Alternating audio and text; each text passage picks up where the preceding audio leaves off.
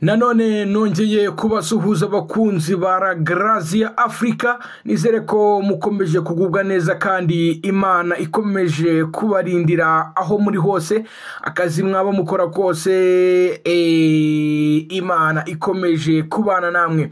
Mwebwe rero mukurikira makuru tugenda tubagezaho, ndabashimiye cyane kubwo umwanya muba mwaduhaye, kandi mbashishikariza gukora subscribe kugira ngo muzajye mubona amakuru mashya abari hirya no hino, haba mu Rwanda ndetse no hanze y'igihugu cy'u Rwanda. Mani gikomeza kubana namwe, ibaha amahoro mu mitima yanyu, ibafashe kugira ngo gahunda zose mupanga zijye zikomeza kubagendekera neza, mugere ku iterambere mwifuza cyane, ko burya twese aricyo kiturangaje imbere. Bidasubirwamo rero, Rusesabagina na Sankara bahawe imbabazi barafungurwa. Paul Rusesabagina na NSABIMANA Calixte uzwi nka Sankara bari bafunzwe kubera ibyaha by'iterabwoba, bahawe imbabazi na Perezida wa Repubulika nyuma yo kwandika basaba imbabazi. Itangazo ryashyizwe hanze na Minisitiri w'Ubutabera rivuga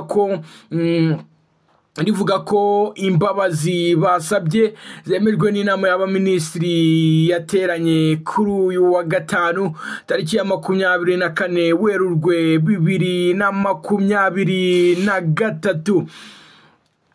Barekuwe nyuma yo gusesengura amabaruwa banditse basaba imbabazi ubuyobozi ndetse n'abaturage b'igihugu cy'u Rwanda.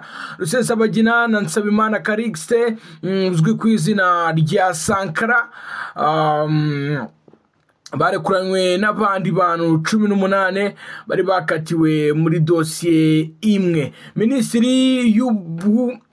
Minisiteri y'Ubutabera kandi yatangaje ko harekuwe abandi bantu 358 ku mbabazi za Perezida Paul Kagame. Abahawe imbabazi za Perezida basabwa kwitwararika kuko mu gihe bakoze ikindi cyaha igihano bari bararekuriwe batarangije gishobora guherwaho bahabwa ibindi bihano. Paul Rusesabagina yahamijwe gufungwa imyaka 25, naho Sankara akatirwa imyaka 15 nyuma yo guhamywa ibyaha bifitanye isano n'iterabwoba byakozwe n'umutwe wa Amerika bari bayoboye wagabye ibitero bitandukanye mu burengerazuba bw'amajyepfo y'igihugu cy'u Rwanda, bigahitana ubuzima bw'abaturage n'ibikorwa byabo bigiye bitandukanye. Ibingibi byagiye biba kenshi na kenshi, bakihisha bakagira gute, ariko nyuma baza kubata muri yombi. Nyuma y'ibyo rero, Rusesabagina yavuye muri gereza ajyanwa mu rugo rwa Ambasaderi wa Qatar i Kigali. Abayobozi ba Leta Zunze Ubumwe za Amerika batangaje ko Paul Rusesabagina yavuye muri gereza ya Nyarugenge, aho yari afungiwe, akajyanwa mu rugo rwa Ambasaderi wa Qatar i Kigali. Ahagana Saa Yine z'ijoro nibwo Paul Rusesabagina yavanywe muri gereza, hubahirizwa umwanzuro w'imbabazi yahawe n'umukuru w'igihugu. Bivugwa ko yahise ajyanwa mu rugo rwa Ambasaderi wa Qatar, aho agomba kumara iminsi mike mbere y'uko yerekeza i Doha, aho azahurira n'umuryango we agakomeza urugendo rujya muri Amerika, aho yari asanzwe atuye. Mu minsi azamara muri ambasade ya Qatar, amakuru yatugezeho avuga ko azayifashisha asaba Minisitiri w'Ubutabera uburenganzira bwo kuba yasohoka mu gihugu. Mwibaruwa Rusesabagina yandikiye umukuru w'igihugu asaba imbabazi, hari aho yavuzemo ko ashaka gusanga umuryango we muri Amerika, kandi umwe mu bayobozi ba Amerika yabwiye itangazamakuru ko nta kintu cyihariye Amerika yemereye u Rwanda kugira ngo rurekure Rusesabagina. Yagize ati nekereza ibi nk'intambwe yatewe bigizwemo uruhare na guverinoma y'u Rwanda, ya Leta Zunze Ubumwe za Amerika na Paul Rusesabagina ubwe ku giti cye. Ubwo Rusesabagina yasohokaga muri gereza, bivugwa ko mu bamwakiriye harimo n'abayobozi ba Ambasaderi ya Amerika mu Rwanda, ndetse ko banamuherekeje agenda.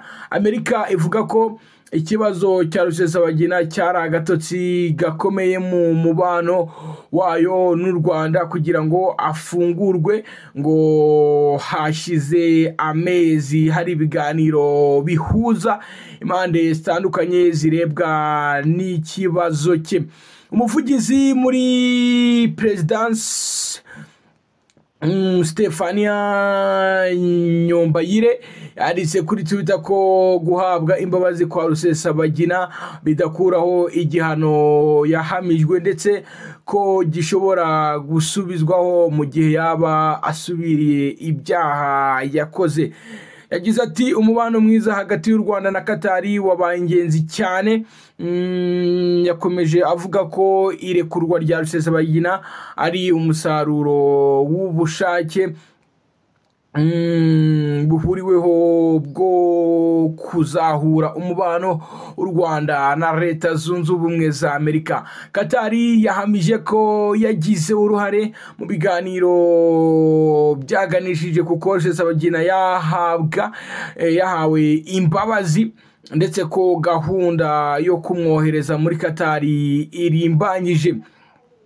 Umuvugizi wa Minisiteri y'Ububanyi n'Amahanga muri Qatar, Dr. Majed Al-Ansari, yavuze ko ikibazo cya Rusesabagina cyaganiriweho mu nama zahuje abayobozi ba Qatar n'ab'u Rwanda ku nzego zo hejuru. Qatar ivuga ko isanzwe igira uruhare mu bikorwa by'ubuhuza bitandukanye bituma iba umufatanyabikorwa mwiza mu gukemura amakimbirane binyuze mu nzira z'amahoro za diplomasi.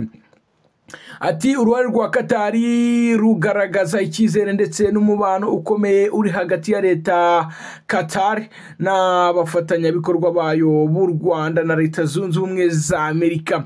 Mu ntangiriro z'uku kwezi, Perezida Kagame yari yaciye amarenga ko uyu mugabo ashobora kurekurwa, avuga ko u Rwanda rwababariye n'abarenze we bakoze jenoside. Umuvugizi wungirije wa guverinoma y'u Rwanda Murarinda yatangaje ko nta gitutu u Rwanda rwashyizweho kugira ngo rurekure Paul Rusesabagina, ahubwo ko ibyakozwe bikurikije amategeko.